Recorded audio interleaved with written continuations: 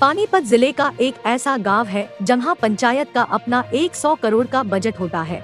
शायद ही सरकार से विकास कार्यों के लिए कुछ राशि मांगनी पड़ती हो, मगर ऐसा मौका मिलता नहीं। सूरजभान और उसके परिवार ने 3 बार इस गांव का प्रतिनिधित्व किया और अब वे लंबी कुलाचे भरने के मूड में हैं। इसराना विस सीट पर दावेदारी जता रहे। सूरजभान ने जगत महान मीडिया संस्थान से बात की तो उन्होंने कहा कि वे एक कार्यकर्ता के तौर पर काम कर रहे हैं और प्रधानमंत्री नरेंद्र मोदी की जीत के मंत्र को सर्वोपरि मानते हुए जनता के बीच ले जाने में जुटे हुए हैं। जिस प्रकार 3 राज्यों की जनता ने उन्हें जनादेश दिया है, उसे स्वीकार करने में किसी को भी हिचक नहीं होनी चाहिए, क्योंकि उनका चेहरा जीत की गारंटी है। नमस्कार साथियों, 5 राज्यों के विधानसभा चुनाव के नतीजे जो आए, अप्रत्याशित नतीजे थे। 3 राज्यों में भाजपा ने स्पष्ट बहुमत से सरकार बना दी थी। तो सरकार बनने के बाद हरियाणा की राजनीति में भी हलचल हो गई है। भाजपा की बल्ले बल्ले है और कार्यकर्ता भी बड़े जोश में हैं। उनको लगता है कि आने वाला टाइम फिर से भाजपा का है। और भाजपा में अगर मैं बात करूं तो तमाम विधानसभा क्षेत्रों में अब तक शांति थी, खामोशी थी। कांग्रेस में लंबी लिस्ट थी, लेकिन भाजपा में खामोशी थी। लेकिन अब खामोशी नहीं है। अब तमाम कार्यकर्ता बाहर निकल कर आ गए हैं, पार्टी का प्रचार शुरू कर दिया है और दावा भी ठोक दिया। मैं आज इसी दावे की अगर एक दावेदार और हैं, इसराना जो कॉन्स्टिट्यूंसी है वो आरक्षित है और सूरजभान डार सरपंच रहे हैं 3 बार। बड़े दमदार व्यक्ति हैं, पार्टी में इनका अच्छा खासा प्रभाव है। अगर मैं बात करूं इनके विकास कार्यों की तो सबसे बड़ा जो काम करवा सरपंच साहब आपने शायद ये डार में जो शुगर मिल लगवाना और गरीबों के लिए 360 प्लाट काटना बहुत अच्छा काम कर रखा है। आइए इनसे जानते हैं। वैसे तो जगत महान लगातार इस जीटी रोड को कवर कर रही है, लेकिन बीच बीच में हमें ऐसे वर्कर मिलते हैं जो जमीन से जुड़े हुए हैं। वही जमीन से जुड़े हुए सरपंच साहब हैं। सरपंच साहब थोड़ा मुझे ये बताइए, जो 3 राज्यों में स्पष्ट बहुमत आया है, क्या लगता है आपको? उम्मीद भी नहीं थी?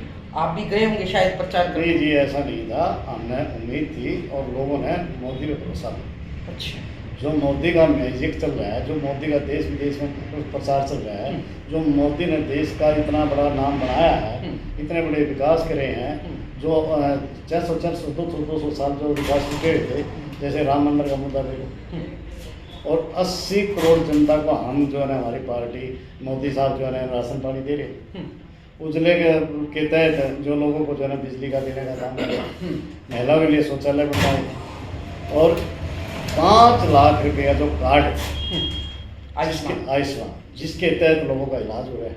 मैंने पार्टी ने क्या नहीं करा देश में। आज देश को इकोनॉमी के मामले में कितना आगे जा रहा है।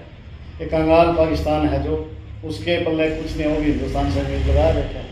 और आतंकवादियों का सफाया करने के लिए माननीय मोदी ने जो है ना क्या नाम इतनी पावरफुल हमारी मिलिट्री बनाई है, जिससे कि हम उनको मजबूती मिली है हमारा मिलिट्री। ये मोदी मैजिक की बात करते हो, इससे पहले कर्नाटक में मोदी मैजिक नहीं चला। कर्नाटक देखिए जी ऐसा है, कुछ न कुछ तो 19-21 कमी पेशियाँ रह जाती हैं।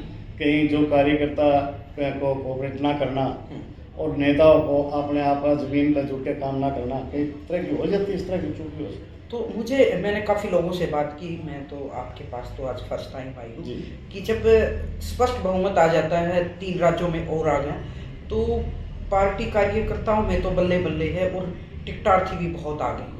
तो क्या लगता है कि हरियाणा में वो मैजिक फिर से चलेगा? हरियाणा में उससे डबल तोड़ेगा।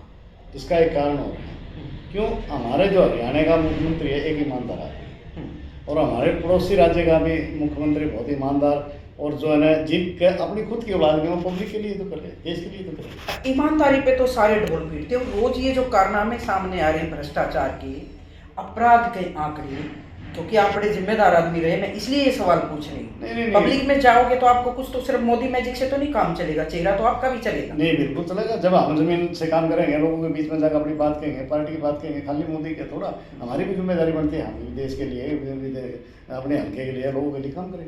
देखो 2019 में मोदी मैजिक भी था, कांग्रेस बड़े एक तरह से मैं कहूँ आसमान पे थी।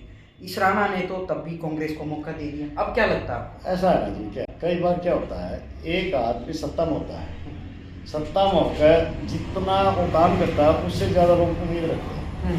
माननीय हमारे मंत्री जी रहे हैं कृष्ण कुमार जी, उनसे बड़ी उम्मीद थी, उम्मीद से ज़्यादा उन्होंने काम किया। उसके बाद भी लोग खुश नहीं थे, क्यों और भी उम्मीदें रखते थे। आज का क्या सिस्टम चल गया, हमारी सरकार ने क्या कराया है, जैसे कि भाई मेरिट के बेस पर हम नौकरी देते हैं, और मेरिट के बेस पर नौकरी देने से तो जो बच्चा कामयाब है वही नौकरी कर पाएगा। हमारा सिस्टम खर्चे और पर्ची का हमने बंद कर दिया। लेकिन बेरोजगारी के आंकड़े देखो आप, सरकारी एजेंसियां ऐसे आंकड़े निकाल के लाएंगे, उसको जुटला नहीं सकते आप जाओगे कल को, आपकी मोदी मैजिक है, हवा है, जब आप ग्राउंड पे लोगों के साथ हवा नहीं है जी, नहीं हवा नहीं है, जमीन पे काम करते हैं मोदी साहब, उनकी पार्टी जमीन पर काम करती है, कार्यकर्ता जमीन पर काम करते हैं। ये जो हवाई करने वाले बात लोग हैं ना, जो एसी में बैठ कर काम करते थे, वो खाली जो है कांग्रेस के ही लोग थे, क्योंकि मैं भी पुराना कांग्रेस रहा, मुझे इस बात की क्या नहीं। इसराना की क्या तासीर है अगर मैं आपसे समझूं, क्योंकि आप लंबे टाइम से ऐसी राजनीति से जुड़े हैं जहां एक एक वोट का आपको पता हो। ऐसा है जी, अगर इसराना का जो भी हमारा प्रत्याशी पार्टी बनाएगी हम उसको जिताएंगे, और आने वाले टाइम में हमारा एमएलए कांग्रेस का ना इसका इसराने का बीजेपी होगा। तो मैं क्या मानूं, सरपंच साहब प्रत्याशी हैं? बिल्कुल है जी, क्यों नहीं, हम तो प्रयास कर रहे हैं। जब पार्टी मौका देगी, आशीर्वाद देगी, हम अपने भाइयों के बीच में जाएंगे और अपनी बात कहेंगे और अपने काम की बात भी बताएंगे। और जहाँ तक रही बात इस बात की, हम तो पहले लोगों के बीच में रहेंगे। ग्राउंड पे कितना काम कर चुके हैं अगर मैं मानूं तो, क्योंकि पार्टी का लेवल तो आपको लेके चलना पड़ेगा। ऐसा है जी, हम ग्राउंड पे काम स्टार्ट है हमारा, बिल्कुल हम जमीन से जुड़े लोग हैं। हर गांव का सरपंच, हर गांव का जिम्मेदार आदमी, हर कार्यकर्ता मुझे जानता है। हमारे यहाँ के माननीय MP साहब हैं संजय भाटिया जी, हमारे को उससे बहुत बड़ी संबंध है भाई। हमारे जो माननीय भाई साहब भाई बाल ढाडा जी हमारे विधायक हैं, प्रमोद बीज भी हैं हमारे विधायक हैं। तो ये ठीक है जी, सभी से हमारे संपर्क बढ़िया है। और पीछे क्या था मैडम, ये समालके का विधायक है, ये भी हमारे साथ रहा कुलदीप बिश्नोई के साथ। और इधर जो है ना, ये तो हमारा जो विधायक है इसराना का, इन्हें तो हमारा गाड़ियाँ भेज रखी हैं, मतलब रेडियो में। ये तो इसके भाग थे, ये बन गया। चलो, राजनीति में वैसे भाग्य की भी बात होती है, बिल्कुल। और सरपंच साहब को बड़ी उम्मीद है, ग्राउंड लेवल पे इन्होंने काम किया है। एक कहते हैं जी, जो आज के टाइम में बीजेपी कर रही है, छत्तीसगढ़ आदमी के लिए कर रही है, हर आदमी के लिए कर रही है, हर वर्ग के लिए कर रही है। उन्होंने उस चीज़ का सम्मान करना चाहिए। और देखो, अपनी बात करने का अधिकार सबको कहना भी चाहिए, चाहे वो किसान है, मजदूर है, व्यापारी है। मैं तो उनसे हाथ जोड़ के विनती यही करता हूँ कि अपनी बात कहो, लेकिन ऐसी बात कहो जिससे लोगों को दूसरों को कष्ट ना हो। अगर हम दूसरों को कष्ट देकर अपने आप को सुख भोगना पाते हैं तो इसका लाभ नहीं, उसका नुकसान होगा। तो ये थे पूर्व सरपंच डार के, बहुत अच्छी सोच है और तमाम नेताओं से इनके मधुर संबंध हैं। संबंधों से भी बहुत लाभ मिलता है। पार्टी की नीतियों को लेकर ये गांव में जाएंगे।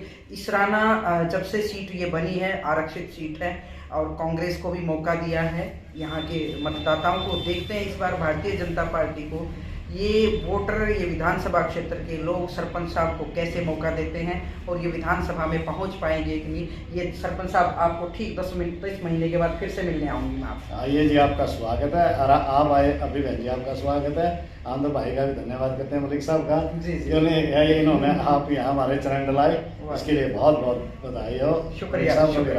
ये वीडियो देखते रहिए और सरपंच साहब के विचारों को सुनिए। पानीपत से सारिका की रिपोर्ट। नमस्कार।